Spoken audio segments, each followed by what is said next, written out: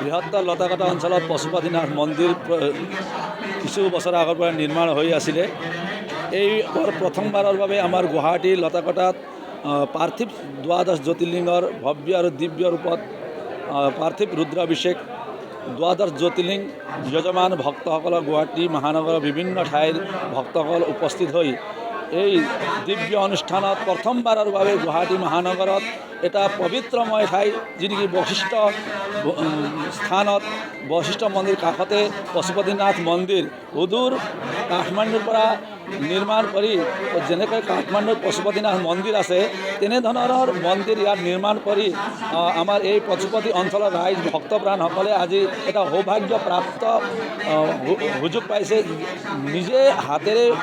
নিৰ্মাণ কৰি বা দ্বাদশ জ্যোতিৰ্লিংগ আমাৰ গোটেই আমাৰ দ্বাদশ জ্যোতিৰ্লিংগৰ এটা এটা নাম লিখি এটা এটা জ্যোতিৰ্লিংগৰ এজন এজন দুজন দুজন যজমান ৰাখি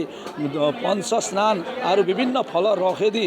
অভিষেক কৰা হৈছে এই পবিত্ৰ শাওণ মাহৰ শুভক্ষণত। গতিকে আজি এই দিব্য অনুষ্ঠানত অহা সকলো ভক্ত প্ৰাণ ৰাইজক আমাৰ এই অনুষ্ঠানৰ দ্বাৰা আৰু আপোনাৰ মাধ্যমেদি সকলো ৰাইজক বা ভক্তপ্ৰাণ ৰাইজক সুখ শান্তি সমৃদ্ধি আৰু উন্নতিৰ কামনা কৰি আমাৰ পশুপতি মন্দিৰ ট্ৰাষ্টৰ ফালৰ পৰা আমি আয়োজক কৰ্মকৰ্তাসকলে আপোনাক ধন্যবাদ বা সকলো ভক্তসকলক ধন্যবাদ জ্ঞাপন কৰিছোঁ। লগতে আমাৰ মন্দিৰ কমিটিৰ সভাপতি আৰু মন্দিৰ পৰিচালনা সমিতি আছে, তেখেতৰ পৰা আমি দুই এষাৰ আপোনাক